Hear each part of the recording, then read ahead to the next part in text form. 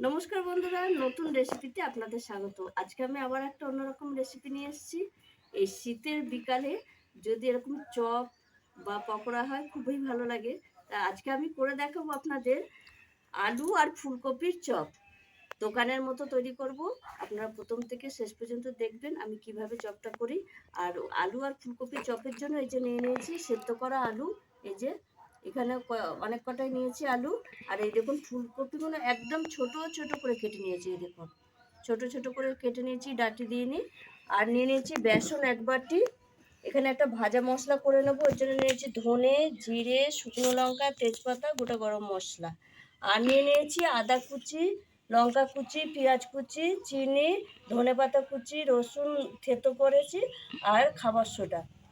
আর এখানে আছে হলুদ গুঁড়ো, লঙ্কার গুঁড়ো, নুন, 5 ফোড়ন, কালো জিরে। এই যে 5 ফোড়ন আর কালো জিরে। এবার আমি উনুনটা ধরিয়ে নিয়েছি। উনুনে আমি ভাজা মশলাটা আগে করে নেব। ভাজা মশলাটা করে নেব।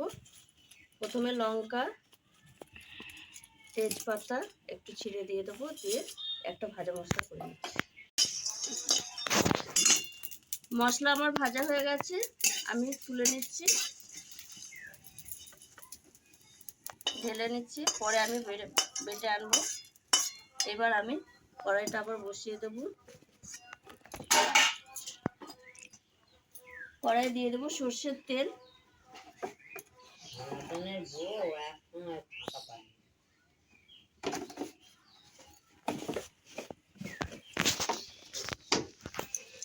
ফোড়নে আমি দিয়ে দেবো 5 ফোড়ন।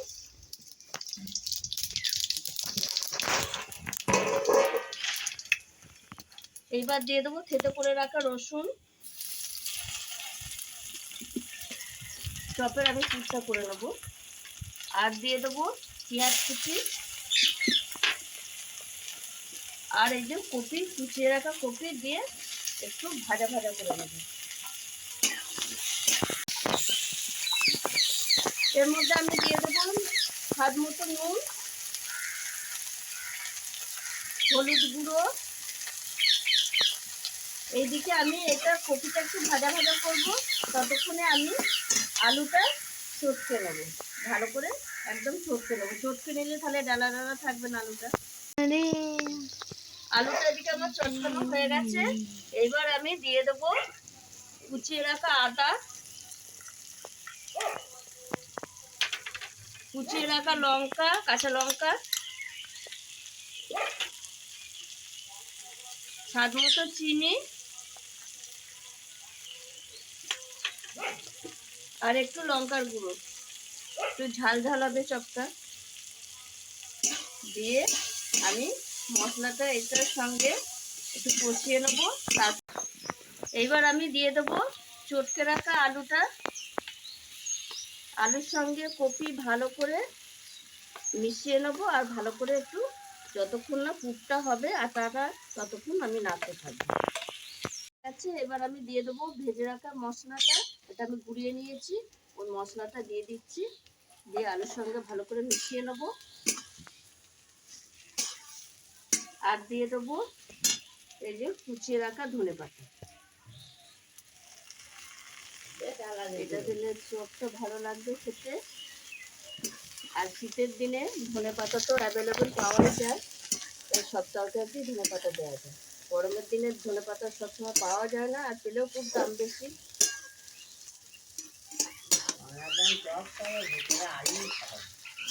এই দেখুন বন্ধুরা, আমার হয়ে গেছে পুরটা। এবার আমি নামিয়ে নেব। নামিয়ে পুরটা ঠান্ডা করে নেব।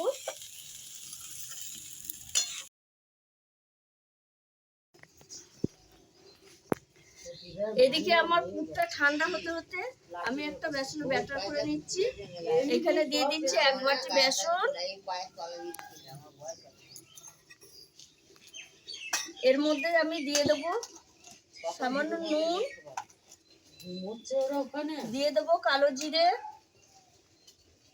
একটু সামান্য লঙ্কার গুঁড়ো, আর একটু হলুদ গুঁড়ো দিয়ে আমি বেসনের সঙ্গে একবারে মিশিয়ে নেব হাতে করে শুকনো অবস্থাতেই।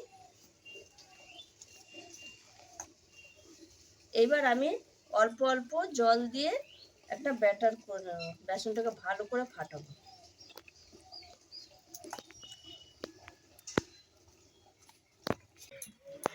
এই দেখুন বন্ধুরা, আমি বেসনটা এইভাবে ফাটাবো, এটা ফাটাতে ফাটাতে আরো নরম হয়ে যাবে। এই দেখুন বন্ধুরা, আমার বেসনটা ফাটানো হয়ে গেছে। আমি এটা 15 মিনিট ধরে ফাটিয়েছি, আর ফিটনেসটা এরকমই হবে। এই দেখুন, খুব পাতলাও না আবার খুব ঘনও না, এই মাঝারি ফিটনেসেই থাকবে এটা। এটা আবার আমি সরিয়ে রাখছি এদিকে। আর আমি কড়াইয়ে তেল দিয়ে দিয়েছি, কড়াইয়ে তেলটা গরম হচ্ছে। এবার আমি চপের শেপ করে নেব আলু দিয়ে। প্রথমে এইখানে আমি একটু বেসন, শুকনো বেসন নিয়েছি, দিয়ে এইটার মধ্যে দিয়ে দিচ্ছি। এর মধ্যে চপগুলো শেপ করে রাখবো, ওর জন্য দিচ্ছি। এইবার আমি এই দেখুন, চপের সাইজটা আপনারা যে যেরকম খাবেন সেরকম করবেন। আমি একটু মাঝারি সাইজ করছি। এই দেখুন, এইভাবে সবকটা শেপ করে নেব। আমি এই শেপ কটা করে নিচ্ছি, এগুলো আগে করব, তারপরে আরও আছে পুর, আস্তে আস্তে তারপরে এগুলো করবো। এক থালা আগে ভেজে নিই। আর এই বেসনের ব্যাটারটার মধ্যে এবার আমি দিয়ে দেবো খাবার সোডা। এই যে 4 ভাগের 1 ভাগ খাবার সোডা দিয়ে দিচ্ছি, দিয়ে আমি আরেকটু ফাটিয়ে নেব। এটা আগে দিলে হবে না, আগে দিলে এটা কেটে যায়, এই ভাজার সময় দিতে হয়।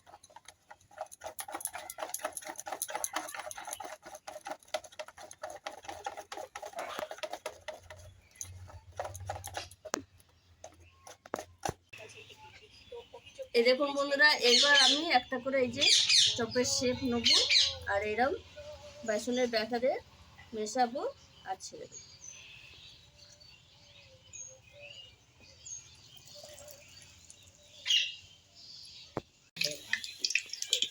এই দেখুন বন্ধুরা, চপগুলো হয়ে গেছে, কত সুন্দর হয়েছে আর কত ফুলেছে দেখুন, দারুণ হয়েছে। এই যে সাদা পেপার পেতে দিয়েছি, তেলটা যাতে পেপারে টেনে নেবে। আর এইভাবে আমি সব চপ কটা ভেজে নেবো। এই দেখুন বন্ধুরা, আমার চপ সব ভাজা হয়ে গেছে, তুলে নিচ্ছি। এই দেখুন কত সুন্দর হয়েছে, এক কড়াই হয়ে গেছে, একদম দোকানের থেকে কোনো অংশে কম নয়। এই দেখুন, দোকানের থেকে বাড়িতে ভেজে খেলে মন মতো খেতে পারবেন, মন মতো করতে পারবেন যেরকম খুশি। এবার আমি সাজিয়ে নেব। দেখুন বন্ধুরা, কত সুন্দর চপগুলো হয়েছে, আর একটু ওপরে ফেটেও যায়নি, ছেড়েও যায়নি, এত সুন্দর হয়েছে। আপনাদের একটু ভেঙে দেখাচ্ছি। এই দেখুন, এই দেখুন, পুরো ঠাসা একদম। আর চপটাও দেখুন, চপের জায়গায় বেশ বেসনের এটা। আপনারাও এভাবে বাড়িতে আলু ফুলকপি চপ করে খাবেন, ভালো লাগবে। আমি এটা আলু ফুলকপি দিয়েছি, আপনারা বাঁধাকপিও দিতে পারেন বা অন্য কিছুও দিতে পারেন, আবার শুধু আলুর চপও করতে পারেন। আমি একটু ফুলকপি দিয়েছি, অন্যরকমভাবে করেছি। তাই বাড়িতে করলে মানে যে যার মন মতো খাওয়া যায়, আর মন মতো করাও যায়। তাই আপনার যেরকম মন সেরকম মশলা দেবেন। আর আমি যেভাবে করেছি সেইভাবে একবার করে দেখবেন, যদি ভালো লাগে কমেন্টে জানাবেন। আর আমার এই রেসিপিটি যদি আপনাদের ভালো লেগে থাকে তাহলে লাইক করবেন, শেয়ার করবেন, সাবস্ক্রাইব করবেন। আবার দেখাবে আগামী ভিডিও।